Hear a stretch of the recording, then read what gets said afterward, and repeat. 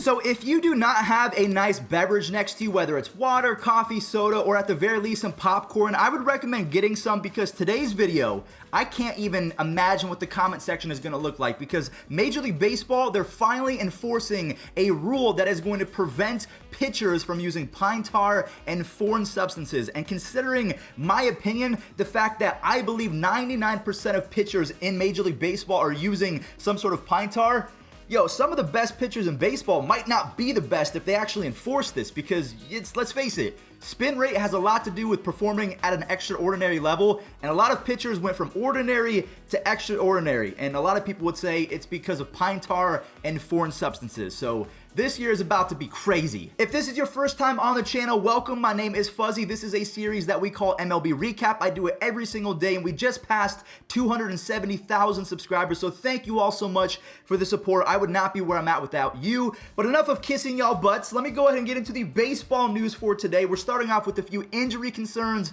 Fernando Tatis Jr. made a play at shortstop. Unfortunately, though, was it worth it? It was spring training. He's showing the world that he is going to be exciting, whether it's spring training or regular season. I love that, but he injured himself on this play, which is a bit concerning, because the one bugaboo against Fernando Tatis Jr. so far to start his career is the fact that he is a little bit injury prone. So the reports are coming out that are saying he's going to be fine. He's going to be out for the next couple days. And then Zac Gallen, I reported yesterday, had a sore forearm after having a rough cut when he was hitting. That's why I said universal DH needs to be a thing. And everyone in the comments was like, Fuzzy, you are so dramatic. It's just a sore forearm. Well, is it?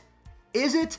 The news came out that he has a hairline fracture in his forearm. He is going to miss a chunk of time, whether that's 6 to 8 weeks. We have no idea. But I told you guys, it was not just a sore forearm. That was the initial diagnosis, but he has a fracture because he was a pitcher doing what he's not good at, when you could pay someone to fill that void, and the universal DH would fix everything, in my opinion. So, I mean, I can't believe that Zac Gallen, one of the more promising pitchers in baseball, is on the shelf because he was hitting. Marty, I'm scared. Now, speaking of on the shelf, if you're a Blue Jays fan, I would recommend putting in earplugs or getting some sort of paper towel to wipe up your tears, because over the last 48 hours, the Blue Jays have had injuries to Kirby Yates, which is the worst of it because he's going to be out for the season. He needs Tommy John surgery. Next up, we have George Springer with a grade 2 oblique strain. He's going to be out for the next few weeks. Robbie Ray injured his elbow falling down a flight of stairs. And then if that wasn't bad enough, Kevin Biggio is now out of today's lineup with a right,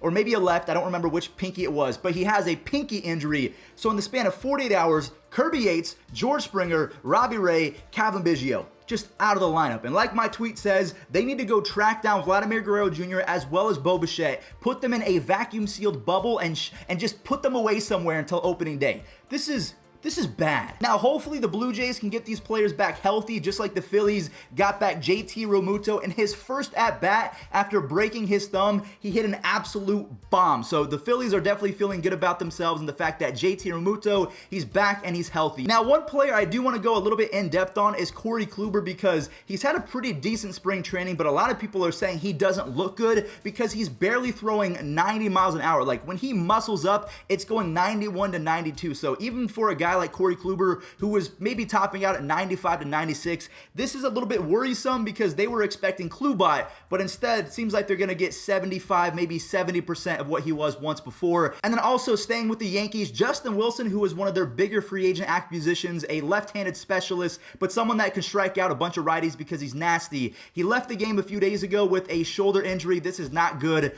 Just so many injuries starting off today's video. I feel bad for being so negative, but we have to talk about it. Now, we're going to go ahead and bring up MLB banning and actually monitoring foreign substances in just a second, but let's have a little bit of fun. Look at Francisco Lindor doing the thing. He started off spring super cold, but ever since then, I believe he's up to 4 or 5 home runs. He has an OPS of something like 1,200 or 1,300, just absolutely on fire. And then on top of that, he's having fun at shortstop. He's playing the little deke and fake out game. Francisco Lindor is a joy to watch, whether he's in Cleveland or not. And then Ronald Acuna Jr. hit a home run yesterday, and it seemed like there was rage behind it. I'm going to go ahead and play the clip because you have to hear this sound.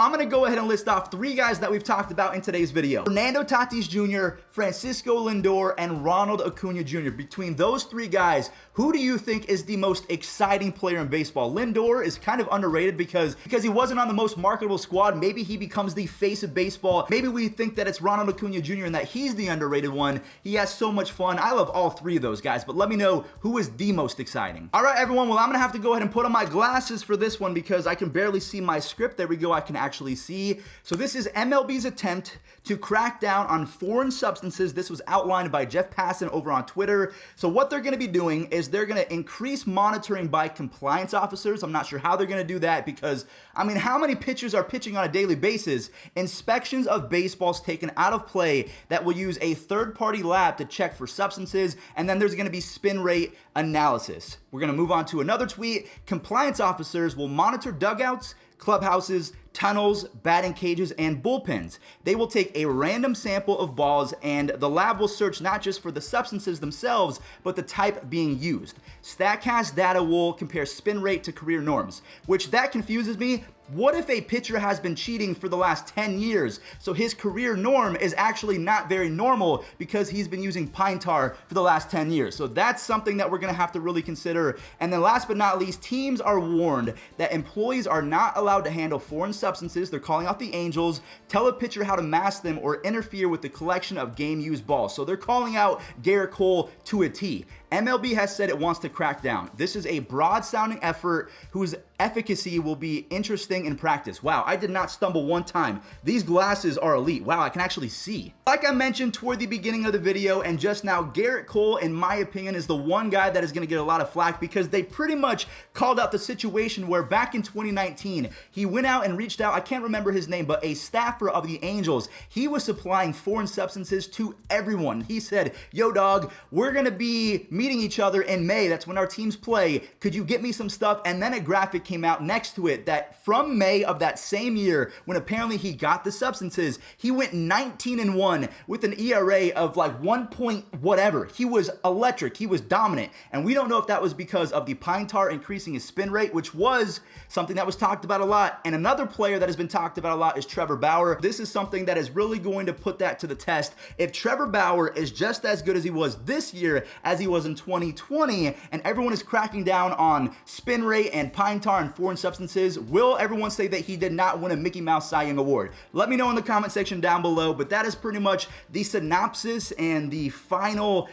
That's the final say for Major League Baseball. They're done with it. They want to get back to normal, and they're going to try and monitor it, which, again, is going to be hard because I would say 99% of pitchers use it, and they just don't enforce it, so of course they're going to use it. Anyways, let's move on over to a few web gems. We have Nolan Arenado essentially playing shortstop because of the shift that the Cardinals were having, and then Reyes of the Detroit Tigers made a great play out in left field. I miss doing this in MLB The Show because in MLB The Show 20, you could not make a diving catch as an outfielder. It was impossible. Moving on over to some hitters, Keston Hiura and Christian Yelich go back-to-back for the Brewers. I'm excited to see what they do in 2021 because Keston, he was pretty much a monster in 2020, and he's going to be a monster for quite some time, but Yelich suffered his worst season in baseball, or maybe since his first few years in Miami. He was not the same MVP caliber player, but I'm excited to see what he does. Moving on to Miguel Rojas, can he repeat what he did a season ago? He had a 141 OPS plus, which was insane, but that's compared to an 82 OPS plus in his first 600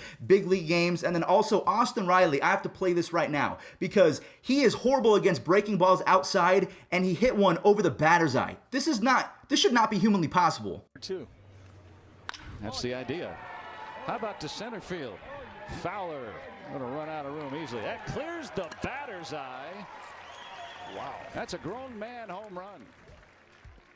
That just shows the ceiling of Austin Riley. His power, you can't really compare it to many other third basemen in baseball because how are you supposed to hit a curveball on the outside part of the plate completely over the batter's eye? I mean, this kid, in my opinion, is going to be special. And then also, speaking of Austin Riley, I'm going to try and get his signed rookie card. I have a few new cards. I'm going to flash them real quick, but I'm going to show those in a video on my second channel. But that does it for today's video. Thank you all so much for watching. To end today's recap, we're going to show a funny little clip of an announcer saying, there's no way that he steals, stop picking off, and then on the next pitch, he steals. So enjoy. He's got a great move. No need to throw with Rojas at first. He's not going anywhere. Concentration on the big fella at the plate. Runner going, ball 3. Nito's throw not even close. Rojas got a great jump.